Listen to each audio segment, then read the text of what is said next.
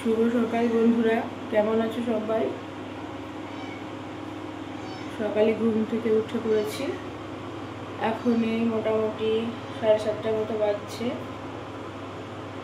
চা বসিয়ে দিয়েছি, চলো চাটা খেয়ে নিই। খেয়ে নিয়ে সারাদিনের কাজকর্মগুলো তোমাদের সঙ্গে শেয়ার করছি যতটুকু সম্ভব।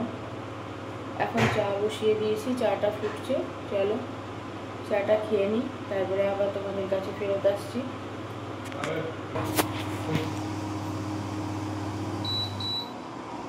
এ দেখো চাটা প্রায় হয়ে গিয়েছে, এবার শুধু ছেঁকে খেয়ে নিয়ে আর অপেক্ষা। চলো এবার চাটা খেয়ে নিই। বাইরেটা দেখো কেমন সুন্দর নিরিবিলি একদম। আর এই দেখো আমার দুই মেহমান পাঁচিলের ওপর উঠে ঘুরে বেড়াচ্ছে।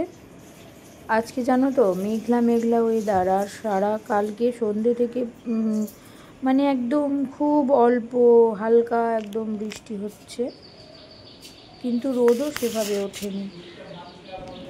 কেমন যেন মেঘলা মেঘলা ওয়েদার, কেমন একটা থমথম করছে ওয়েদারটা। সব কিছুর মধ্যেই কাজকাম সারতে হবে, অফিস বেরোতে হবে। আর আজকে আমার শরীরটা না একটু খারাপই আছে। বেশ কয়েকদিন থেকে মনে হচ্ছে সব সময় যেন একটু ঘুম ঘুম পাচ্ছে। অফিসে যাচ্ছি খেয়ে টেয়ে, তখনও যেন মনে হচ্ছে একটু ঘুমাতে পারলে ভালো হতো। চা নিয়ে নিয়েছি, চা হয়ে গিয়েছে, এবার চাটা খেয়ে নিই। এই যে চাটা একটু ঢেলে নিই। সকালে একটু চা না খেলে ফ্রেশ লাগে না আমাদের সকলেরই। চাটা খেয়ে নিই, খেয়ে নিয়ে এবার কাজগুলো সব করে নেব।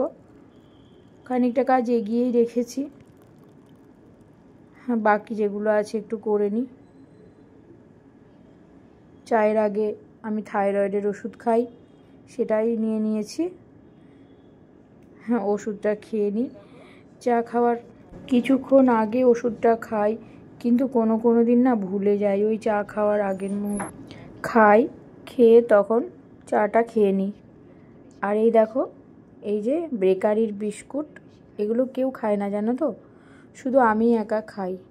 আর আমার ওই বিস্কুটগুলো না খেতে ভালো লাগে না, এগুলোই ভালো লাগে। চায়ের সঙ্গে একটা খেয়ে নিই, সেজন্য শুধু আমার জন্যই এগুলো আমি নিয়ে আসি। এগুলো আমার বেশ ভালো লাগে খেতে। চা খাওয়া হয়ে গিয়েছে, এবার কাজগুলো সেরে নিই। মাছের ঝোল করব, মাছ ভাজতে বসিয়ে দিয়েছি। ফ্রিজে ছিল মাছ, অবশিষ্ট এই কয়েকটাই ছিল, দুদিন খাওয়া হয়েছে। বেশ অনেকটাই মাছ এনেছিল তোমাদের দাদা। অবশিষ্ট মাছ যে কটা ছিল আমি আজকে সবগুলোই রান্না করে দিচ্ছি। আর এই যে ডুমুরের তরকারি রান্না করব, বাবা ডুমুর নিয়ে এসেছে। ডুমুর নিয়ে আসাতে আমি একটু রেগেও গেছিলাম, কারণ ডুমুর কাটতে তো সময় লাগে, আর আমি আর সময় খুব কম, নিজে পেরে উঠি না, সমস্তটাই একা একা করতে হয়। যাই হোক, আবার সেই ডুমুরগুলো কেটে নিয়েছি, রান্না করে নিই, কী আর করব। মাছের ঝোল হবে, এই যে মশলা আর আলু কষিয়ে নিচ্ছি। আজকে ওই মাছের ঝোল করব, আর তো ডুমুরের তরকারিটা হবে, আর ভাতে একটু সেদ্ধ দিয়ে দেব। দেখি এই মাছের ঝোলটা প্রায় হয়ে এসেছে, ফুটে উঠেছে, মাছগুলো দিয়ে দেব, ঝোলটা ফুটুক। ওইদিকে চলো দেখি, ভাতটা ইন্ডাকশানে বসিয়ে দিয়েছি। ভাতে দেখো পেঁপে আর একটু কুমড়ো সেদ্ধ দিয়ে দিয়েছি। ওই যে বললাম শরীরটা ভালো নেই, তো আমি একটু সেদ্ধ দিয়েই দেখি কি হয়। খেতেও ঠিক ভালো লাগছে না। ডুমুরের তরকারিটা রান্না হয়ে গিয়েছে। এই যে ডুমুরের তরকারিটা বেশ কালারফুল হয়েছে। আসলে ডুমুরগুলো তো সেভাবে খাওয়া হয় না, ওই যে কাটতে খুব কষ্ট হয়, অনেক সময় লাগে, তো করেই নিলাম আজকে ডুমুরের তরকারিটা। বেশ একটু সুন্দর করে রান্না করার চেষ্টা করেছি, মনে হয় খেতে সুন্দরই হবে। রান্নাটা হয়ে গিয়েছে, ডুমুরের তরকারিও হয়ে গেছে, মাছের ঝোলটা তোমাদের দেখালাম হয়ে গিয়েছে। এবার স্নান করে পুজো করে নিয়েছি, খেতে বসে পড়বো। এ দেখো আমার একটু ভাতটা নিতে দেরি হয়েছে, ওদের খেতে দিয়ে দিয়েছি। এত তাড়াহুড়োর মধ্যে দিয়ে জীবনটা কেটে যায় না, মানে যখনই ঘুম থেকে উঠতে দেরি হোক তাড়াতাড়ি উঠি, সেই দেখি সময় হয়ে গিয়েছে। দেখো খাচ্ছে ওরা, আমি খেয়ে দিয়ে এবার রেডি হয়ে নিয়েছি। এবার আমিও বেরিয়ে পড়বো। কী আর করবো, সকাল থেকে খুব অল্প সময় পাই। এখন বেরোবো, সেই বাড়ি আসতে আসতে আবার রাত্রি 9টা। এইভাবেই জীবনটা কেটে যাচ্ছে। রেডি হয়ে নিয়েছি, তোমাদের দাদা ওদিকে রেডি হয়ে নিয়েছে। চলো বেরিয়ে যাই এবার। বাবা থাকলো বাড়িতে, আমরা এবার সারাদিনের মতন বেরিয়ে গেলাম। আমি তো 9টার দিক করে আসব, তোমাদের দাদা মোটামুটি 11:30 বেজে যায় বাড়ি আসতে আসতে। 11:30, 11:45 এইভাবেই কেটে যাচ্ছে। বেরিয়ে পড়েছি, ব্রিজ দিয়ে যাচ্ছি। দেখো ওয়েদারটা দেখে তো তোমরা বুঝতেই পারছো, কোনো রোদ নেই, কেমন যেন একটা মেঘলা মেঘলা ওয়েদার। বেশ ভালো লাগছিল, ঠান্ডা ঠান্ডা লাগছিল। আসলে বৃষ্টি হচ্ছে তো, চারিদিকে বৃষ্টি হচ্ছে, সেই জন্য ওয়েদারটা ভীষণ ঠান্ডা ঠান্ডা আছে। আর রাস্তায় দেখেছো কি ভিড়, মানে শুধু বড় বড় গাড়ি যাচ্ছে ব্রিজ দিয়ে। ব্রিজ দিয়ে তো গাড়ি যাবেই, বড় বড় রাস্তা, ন্যাশনাল। তো প্রচণ্ড জোরে গাড়ি চালাচ্ছে তোমাদের দাদা। যেহেতু রান্না করতে একটু দেরি হয়ে গিয়েছিল, এবার তারপরে একটু ব্যাংকে যাওয়ার ছিল। ব্যাংকে গিয়ে সেখানে আবার একটু সময় লেগে গেল একটা কারণে, তো ওর একটু দেরি হয়ে গিয়েছে।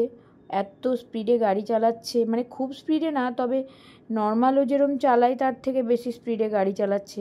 আমি বারবার বলছি একটু আস্তে চালাও, একটু আস্তে চালাও। আসলে ওর অনেকটা দেরি হয়ে গিয়েছে তো, কিন্তু কে কার কথা শুনে নিজের মতন চলছে। যদি বলছি যে কোনো কিছু হয়, যদি দুজনেই হসপিটালে ভর্তি হই, তখন কে কাকে দেখবে বলো তো?